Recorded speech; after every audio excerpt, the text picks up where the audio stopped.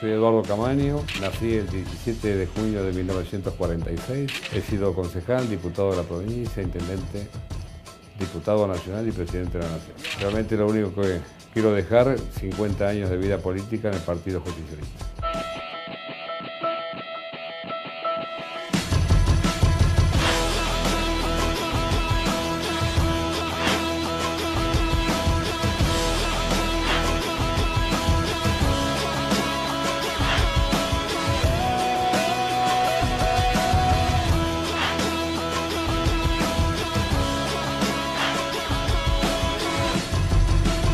Hay que pensar para gobernar. Hola, soy Lito Cruz y les doy la bienvenida a Escuela de Gobierno. Sin abordar coyunturas y pensando en la acción de Estado en sentido estratégico, los políticos más relevantes explican las dificultades y los desafíos de la gestión. Básicamente, pensar para gobernar. Hoy la experiencia de Eduardo Camaño. No sé si tuve suerte de tener o la desgracia de manejar las cosas en los momentos más complejos, ¿no? Yo me enteré que iba a ser presidente el mismo día 31. La crisis se supera cuando los hombres toman las decisiones que hay que tomar. Eduardo Camaño inició su militancia hace más de 50 años. Siempre estuvo vinculado al peronismo y al partido de Quilmes, de donde fue concejal e intendente.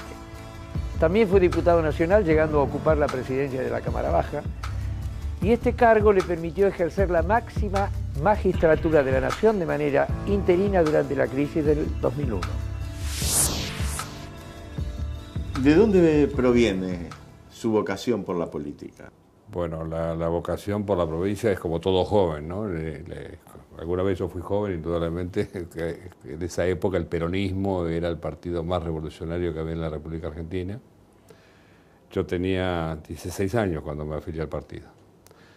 Mejor dicho, me afilié como adherente, porque para ser, digamos, reconocido por el partido había que tener 18 años en ese momento. Así que cerca de los 66, llevo 50 afiliados al Movimiento Nacional Justicialista. ¿Proviene de una tradición familiar? No, yo nací originalmente, mi familia vivía en San Juan y Boedo, y en esa época no había unidades básicas, había unidades tácticas, porque los militares no nos permitían tener las unidades básicas.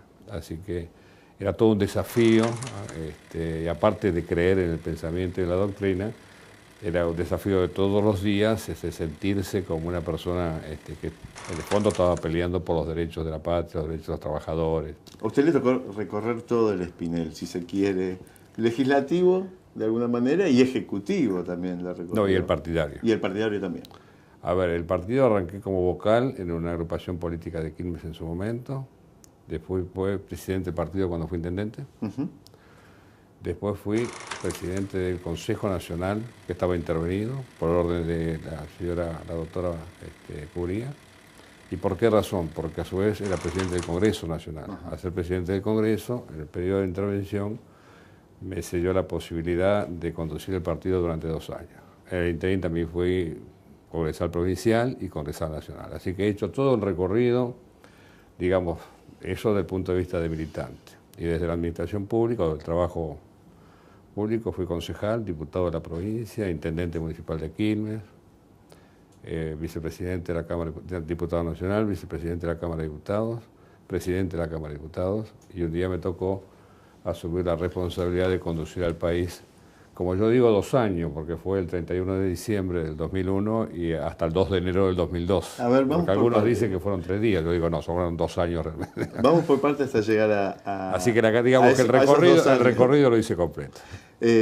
Hoy es más fácil, llegan y se sientan en un lugar los compañeros y dirigen un poco las cosas con experiencia un poco menor, que bueno, yo no lo discuto porque son jóvenes que en aquella época no nos era tan fácil, era más complejo.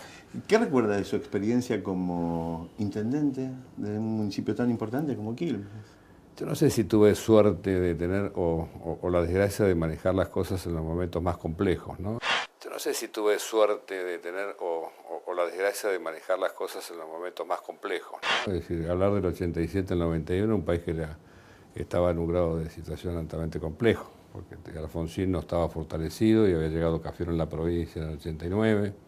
Es decir, que realmente Era una época donde uno recurría a la Casa de Gobierno nada más que para que lo saludaran o le dieran un café. No había economías de ninguna forma y había que manejarse con el dinero municipal. Es un periodo de hiperinflación en un momento Pero perdón, determinado. A ver... Y el pasaje también sí, anticipado, pero para ¿no? que ustedes se den cuenta, por ejemplo, yo actualicé siempre los sueldos de los municipales en función de la inflación. Ujú.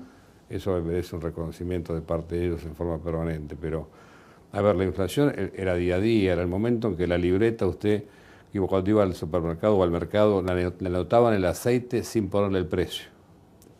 Se lo ponían a fin de mes cuando tenían el valor real, cuando usted iba a pagarlo. La hiperinflación llegó al 200% en un par de meses, es decir, que los valores fueron cambiando de una forma espectacular, pero bueno, había que gobernar, no había alternativa. Quilmes tiene una de las universidades más importantes de la provincia de Buenos Aires, tiene una universidad de excelencia. La llevamos en nuestro periodo como intendente y llevamos también todo lo que era el departamento judicial, salvo el federal, el que llegó más tarde, ya no estaba de intendente, pero todo lo que era menores, penales y comercial lo hicimos en la época, entre ese 87 y 91, con las dificultades que existían. Entonces había que lograr logros para la ciudad que hicieran que ese Quilmes creciese, pero a veces sin economía, sino desde, a ver, un pueblo con una universidad es distinto a otro pueblo que no la tiene. Claro. Así que había que buscar elementos que a uno le permitiera que la gente de Quilmes se sintiese mejor sin lograr tantos objetivos personales, ¿no? Después vino la época de Duhalde, la época del Fondo del Conurbano, la época de Antonio. Antonio también realmente terminó el gobierno muy complejo, porque indudablemente también vivía la misma situación que nosotros, la provincia no tenía plata. Después vino Duhalde, logró el Fondo del Conurbano bonaerense y con eso mejoraron la situación de los intendentes. ¿Cómo era su relación con el doctor Cafiero, Antonio Cafiero? Y Cafiero fue el hombre que llevó adelante, que sacó al peronismo de una situación muy compleja, porque realmente él fue el generador de esa renovación del peronismo que permitió que en el 87 llegáramos a la intendencia, esto que están planteando los jóvenes de hoy. También los jóvenes de antes planteábamos lo mismo, la necesidad de poder participar en la vida política, y abrió un espacio, que fue la renovación, que permitió que distintos compañeros jóvenes en ese momento fueran intendentes, fueran diputados. Así que yo digo que el primer paso de la renovación fue Antonio Cafiero gobernador. ¿Y la relación con quien fuera en ese momento presidente, el doctor Raúl Alfonsín? Bueno, excelente. Raúl era una persona muy especial, tipo de mucho carisma. Yo estuve 2 años y 2 años. Claro, 2 años. Tuve 2 años y 2 años. Tuvo mucho carisma. Creo que terminó mal su presidencia producto de un abandono de su partido, no porque supuestamente alguien interfirió para que él no continuara. Creo que un día le dijeron, bueno, mira, hasta acá llegamos, y él veía que el país se le escapaba de las manos. Y en esto yo rescato 2 cosas de Raúl Alfonsín. Yo soy peronista, hablo de Alfonsín, por ahí algunos lo ocultan, pero yo hablo de la historia. Primero, su lucha por los derechos humanos. No olvidemos que él fue el que le generó el juicio a la Junta, en un momento muy complejo. Yo me acuerdo que como concejal había votado en contra de la obediencia de vida y el punto final. Lógicamente él no podía llegar ahí porque era tan difícil la cosa que no era para juzgar a los militares, porque en ese momento tenían mucho poder y podían generar alguna situación compleja. Pero el hecho de juzgar a la Junta fue el primer paso en el tema de derechos humanos que estamos finalizando nosotros ahora con todos los juicios que estamos llevando adelante. Y lo otro que rescato de él, que es su personalidad de un tipo realmente bueno y honesto, que creo que vale la pena. Tenían una conversación franca. Franca, totalmente franca. Era un gallego que se sentaba en el sillón de su casa y lo único que hacía ni siquiera era un vaso de agua, pero hablábamos de política durante 2 horas. Así que bueno, tengo un buen recuerdo de él. Y no quiero dejar de mencionarlo porque si no parecería que porque son de otros partidos políticos uno tiene que olvidarse de ellos. No es así. La gente que ha pasado por la política, hay de todo, buenos y malos. Alfonsín era de lo bueno. De ese periodo en que usted ya deja la intendencia y pasa a transitar el periodo en la Cámara de Diputados de la Nación. Y ahí estuve 16 años, unos cuantos años, 4 periodos. Hasta el momento crucial, podríamos llegar a decir, que llegaría en el 2001, ¿no es cierto? Sí, a ver, yo había asumido la presidencia de la Cámara el 10 de diciembre y me llevó un 2001 por delante prácticamente sin haber pasado más de 15, 20 días. porque se elige el presidente de la Cámara el 8 de diciembre generalmente, o el 7, y asume el día 10. A veces el destino a uno le fija esa posibilidad. Yo cuando asumí como concejal en el 83, un periodista como usted me dijo, ¿qué pretende ser? Y yo le digo, de forma, no jocosa, porque yo pienso que es la forma que un político tiene que pensar, digo, algún día me gustaría ser presidente de la Nación. Porque creo que el que entra de peor en una empresa quiere terminar siendo gerente. Si no tiene las ganas de serlo, es muy difícil que crezca. La verdad que yo llegué a ese lugar producto de que Puerta no ocupó ese espacio. Yo me enteré que iba a ser presidente el mismo día 31. Porque el 31 a las 6 de la mañana suena el timbre de mi departamento y no sé cómo, porque son terribles. Los periodistas estaban en la puerta de mi casa ya sabiendo que no iba a subir Puerta y que yo era el candidato a presidente para reemplazarlo. Porque, digamos, subí porque la Constitución lo fija así. Correcto, es decir, primero el presidente del Senado, que era Puerta, y después yo, que era el presidente de la Cámara de Diputados. ¿Qué sería? ¿Estaba ya vigente la ley de acefalía? Sí, el tema era así, de atrás mío venía Nazareno. Porque esto es lo que la gente por ahí no sabe, es decir, que el coraje no se nutre nada más que por sí. Es decir, nosotros le íbamos a entregar la patria a Nazareno si yo no asumía la presidencia de la Cámara, del país. Entonces el llamado de Puerta me sorprendió porque nunca supe por qué motivo serio tenía, la explicación que me dio, que había fracasado en la primera presidencia porque fue el primero que reemplazó por el orden constitucional una semana antes, después que llegó Rodríguez A, llegué yo y después Duhalde. Algunos dicen que se quedó en la Argentina, otros dicen que se fue a Montevideo. Nunca lo quise averiguar porque no era mi problema. Pero bueno, a ver, ¿qué se decía? Que era el día de infierno, ¿correcto? Entonces, el día anterior habían prendido fuego, ustedes se acuerdan, habían llegado a la puerta de la Casa de Gobierno. Sobre Balcarce habían quemado la puerta. Yo llegué a la Casa de Gobierno, que siempre lo cuento como anécdota. Cuando yo llegué había 2 granaderos y un sargento. Es decir, que la Casa de Gobierno el 31 de diciembre del 2001 estaba en manos de un sargento y 2 granaderos. Es decir, que la Casa de Gobierno el 31 de diciembre del 2001 estaba en manos de un sargento y 2 granaderos. Porque realmente nadie sabía qué iba a pasar el día primero. Y no es un hecho de valor, que todo el mundo lo valoriza de esa forma, sino que es un hecho de responsabilidad política. Y yo creo que no es un problema de temor, sino de falta de responsabilidad. Yo quise asumirlo, el día fue muy difícil, el día 31 muy difícil, porque hubo que acordar con los bloques políticos, hubo que conversar con Rodríguez A, que no renunciaba. No querían renunciar. Fíjense ustedes que Rodríguez A, que muy pocos cuentan, la doctora Servini Curina inició una causa por abandono del cargo público, que hoy es un libro histórico que la doctora tuvo la voluntad de regalarme la copia, autenticada, para que sepan que realmente fue lo que pasó. Ella misma por abandono. ¿Por qué? Porque él estaba allá y no presentaba la renuncia. Su renuncia. Al no presentar la renuncia yo no podía asumir. Exacto. Entonces mandó un telegrama por enfermedad y bueno, la doctora justificó con eso la posibilidad de asumir el cargo. Ahí hubo una tensión muy fuerte, ¿no? Por parte de los Y el día fue muy difícil. Un día difícil, pero mire, hay que rescatar algo. Olvídese de quién le habla.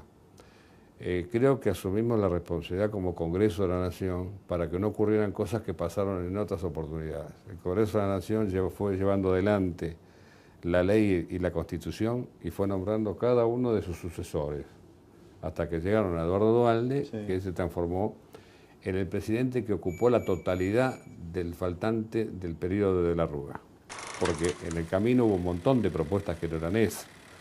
Por ejemplo, De la Sota planteaba de una ley de lema, otros planteaban una elección para el mes de marzo, bueno, había 20 ideas.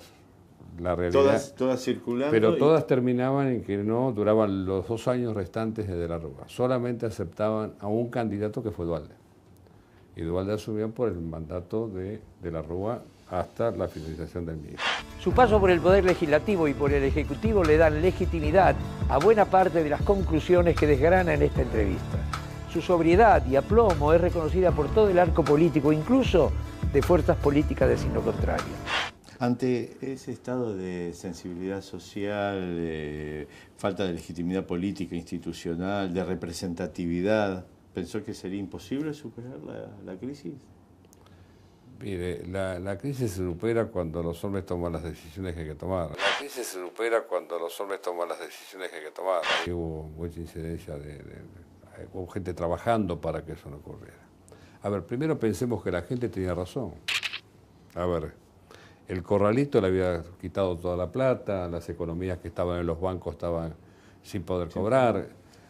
Es más, voy a defender a la Corte de ese momento con algunas palabras porque todo el mundo critica y yo quiero que sepan que la Corte asumía la responsabilidad, pero tomó un hecho puntual que muy pocos se acuerdan. ¿Cuál es? El fallo de la Corte con respecto al corralito fue sobre una persona. No fue sobre la totalidad de las personas que reclamaban el corralito. Si la Corte hubiera fallado a favor de todos, de la totalidad, el país se hubiera terminado, porque no había plata en ningún lugar como para poder pagar lo que supuestamente la gente reclamaba con justicia. Con justicia, porque eran los fondos de ellos, eran sus ahorros. Así que todo lo que pasó después, yo veía como desfilaban por la puerta de la Cámara de Diputados 50, 60 mil personas por día. Y había dos sectores que desfilaban. Sí. El sector de la demanda de la plata y por otro lado los sectores políticos que venían rompiendo todo lo que podían encontrar en el camino. Entonces yo separo a aquella mujer, a aquella familia que pasaba con el cochecito reclamándolo de ella y aquellos que aprovechando la situación del momento que vivía el país generaban destrozos para provocar un caos mucho más grande que el que vivíamos. Que siempre los hay, no es nuevo. ¿Qué reflexión le trae a la memoria la frase "que se vayan todos", que fue una frase emblemática? Es compleja. Mire, yo voy a contar la verdad, porque yo cuento lo que yo pienso. El que se vayan todos no resolvía el tema del país, porque la democracia se sostiene con dirigentes que puedan conducirlo. Si se van todos, alguien tiene que manejarlo. ¿A qué vamos a poner a manejar el país? Porque una cosa es la expresión y otra cosa es gobernar. Yo en mi espacio institucional converso mucho con los sectores obispos y todo. Una cosa es querer y otra cosa es poder. Yo quiero lo mejor para mi gente. Ahora, para poder tengo que gobernar y asumir la responsabilidad de hacerlo. Y muchas veces uno no puede cumplir con lo que a uno le gustaría desde el partido, desde el pensamiento, con toda la comunidad, porque a veces es imposible. Y eso es un pedazo de la frustración que tenemos cada uno adentro. No es que nos olvidamos, realmente lo sufrimos, porque no poder ayudar a la gente más humilde, para mí genera un dolor. Ahora, tenemos que ir viendo cómo lentamente vamos colaborando con ellos. Dios quiera que podamos llegar en algún momento que nadie pase por esa situación. ¿Y usted qué se propuso como objetivo, más allá de que fueron 3 días y fueron 2 años, qué se propuso usted como objetivo? ¿Cuál era su objetivo principal? Mi único principal? objetivo era normalizar la situación, es que tuviéramos un presidente por el resto del mandato que tenía de la Rúa. Era imposible votar una ley de lemas y convocar a la gente para que vote, o era imposible utilizar 15 días para ver quién podía asumir. Había que asumir en forma inmediata alguien con prestigio, con carisma, como para poder resolver la situación primaria. Había que asumir en forma inmediata alguien con prestigio, con carisma, como para poder resolver la situación primaria. Lógicamente que después había que desarrollar todo un proyecto que se fue llevando adelante hasta que se eligió definitivamente y Néstor Kirchner fue electo presidente de la Nación. Pero ese paso intermedio, primero esta figura que está con usted no la podría haber soportado, porque hace falta poder político, y el poder político lo tenían los gobernadores, no lo tenía yo. Yo era simplemente el presidente de la Cámara de Diputados, una persona que si usted consulta en la calle muy poca gente me conoce, sin embargo tengo una carrera política bastante amplia. En vez de un gobernador, era un pedazo del poder político institucional del país. Recibió el llamado de Daniel Sciole para participar del Ejecutivo Nacional años más tarde. Bueno, primero fui al ENRE, tuve 7 meses en el ENRE, convocado por Néstor Kirchner. Y después Daniel Sciole me llamó para ser ministro de Gobierno, indudablemente una alegría estar trabajando en este momento en la provincia de Buenos Aires, si bien en distinto a lo que es el Ministerio de Gobierno, porque mi secretaría maneja todo lo que es coordinación institucional, así que bueno, un poco también porque uno se pone grande y ser ministro de Gobierno requiere muchas horas. Pero esa coordinación institucional requiere también de cierta experiencia en el trato y en el manejo con los distintos municipios seguramente de la provincia. Bueno, yo conozco la totalidad de los intendentes, conozco también si me preguntan por un concejal de Calamuchita es mucho más fácil que me acuerde que de otros temas que no son de mi área, pero la otra verdad es que me parece que la relación con los intendentes es central. Ellos son los que representan permanentemente a la comunidad, pero tienen un buen receptor, que es Daniel Scioli. ¿Esa articulación entre municipio, provincia y nación es necesaria en función de la toma de decisiones? Mire, cuando la provincia no tuvo esa posibilidad y discutió con la nación, terminamos mal. Uno tiene que tratar de proteger la provincia con una buena relación con la nación, porque nuestra provincia, acuérdese que también yo hablé bien del gobierno radical, pero tengo una cosa que quedó pendiente porque sabía que en algún momento me lo iban a preguntar. Un porcentaje importante de nuestra coparticipación que en la época de Raúl Alfonsín se entregó al resto de la provincia. Eso está generando en la provincia de Buenos Aires un déficit entre 7 y 10 mil millones de pesos por año, que es la coparticipación que se distribuyó. Es decir, que nos hizo un daño terrible a la provincia de Buenos Aires, que si la nación no colabora con nosotros y nosotros no colaboramos con los intendentes, no cierra el funcionamiento de la provincia de Buenos Aires. No le cierran ni los intendentes porque no alcanza la plata, ni a la provincia de Buenos Aires como tal. Usted pone un compás en el Congreso de la Nación y hace una circunferencia de 30 kilómetros, se va a encontrar que viven 15 millones de habitantes. Es decir que prácticamente más de un tercio de la población está centralizada en el conurbano bonaerense. Si usted hace eso y analiza los sectores más humildes que hay, generalmente los va a encontrar en la provincia de Buenos Aires, porque la gente que viene de nuestro interior, que no deja de separarse de ese interior donde nació, pero que elige la provincia para poder vivir, y fundamentalmente el primer y segundo cordón. Y uno dice, ¿por qué pasa esto? Y pasa esto porque no es tan fácil vivir en las provincias más humildes, porque tiene que tomar el agua donde orina la vaca y hay que poner la pastilla adentro. Entonces vienen acá, la escuela está a 5 cuadras, se le falta estar la puerta, la luz eléctrica. Hay gente que vive en el interior de una forma altamente compleja. Entonces se ha transformado el conurbano en un lugar no solamente donde recibimos a la gente nuestra, sino a la gente de los países limítrofes. Por tales razones es un lugar de gran demanda. Y mucha de esa gente que está en el conurbano bonaerense vive en sectores altamente humildes. Veámoslo, porque ya no hay en algunos casos asentamientos, sino que hay villas, es decir, que el tipo vive por debajo de los niveles de pobreza. Es decir, ¿influye la alta densidad poblacional? Y la alta densidad es muy importante. Porque genera precariedad. Porque para colmo, vienen y se asientan en un lugar. Ese lugar tiene que después ponerle agua, tiene que ponerle luz, tiene que darle los elementos para poder vivir. Lo que se gasta en la provincia de Buenos Aires y los valores que se recaudan, si usted lo compara con la capital federal, es un tercio de lo que supuestamente tendríamos que estar recaudando. Aparte más, creo que no solamente eso, sino que esos sectores no aportan dinero. Pero bienvenidos sean, ¿dónde van a ir? Cambió la tarea lo entiendo perfectamente. Entonces, sí. ¿Cambió la tarea del intendente hoy en día, a diferencia de... A ver, tiene más complejidad. Tiene más complejidad también porque la gente ha ido cambiando. Entonces la gente demanda mucho más que lo que demandaba antes. Le cambio de tema y lo llevo ahora a la participación política de la juventud. Importantísima. Siempre costó un gran trabajo a los jóvenes para poder ingresar a la vida política. Hoy la apertura es mucho mayor. A ver, les voy a contar mi época para que me dé cuenta con quiénes me tuve que manejar yo. Estaba Herminio Iglesias, Manolo Torres, Quindimil. Le nombro algunas personas que muchos conocen por la edad que tienen, lo habrán escuchado. Y las reuniones habría que mirarlas desde el vidrio para adentro. Hoy todo el mundo puede participar y hay que convocarlos que participen en la vida política. Y algunos como nosotros nos tendremos que ir corriendo de los espacios que ocupamos para que ellos lo logren llegar a esos lugares. Bueno, no necesariamente... Pero perdón, le voy a contar algo para terminar porque no me puedo ganar nada más que el voto de la juventud con esto. Porque si no parecería que uno lo hace en función de decir, hay que integrar a los pibes. Yo quiero que se integren. También quiero que se capaciten. ¿Correcto? Y que militen, porque si no, es como que caen de un paracaídas en una mesa y a partir de ese momento se dedican a ser peronistas o a justificar su actitud. No, la militancia no es nada más que la conducción en un escritorio. También hay que caminar con la gente, discutir la doctrina. La militancia no es nada más que la conducción en un escritorio. También hay que caminar con la gente, discutir la doctrina. Y en lo personal creo hay que ir ajustando las cosas a la también la presencia de personas que tuvieron que transitar. Por eso usted, yo digo, a ver, yo puedo servir para dar alguna cosa con respecto a lo que pasó. Y por ahí de repente a ellos les conviene escucharla para que no les pase lo mismo. Entonces digo, la juventud tiene que aparecer y no tiene que tener miedo.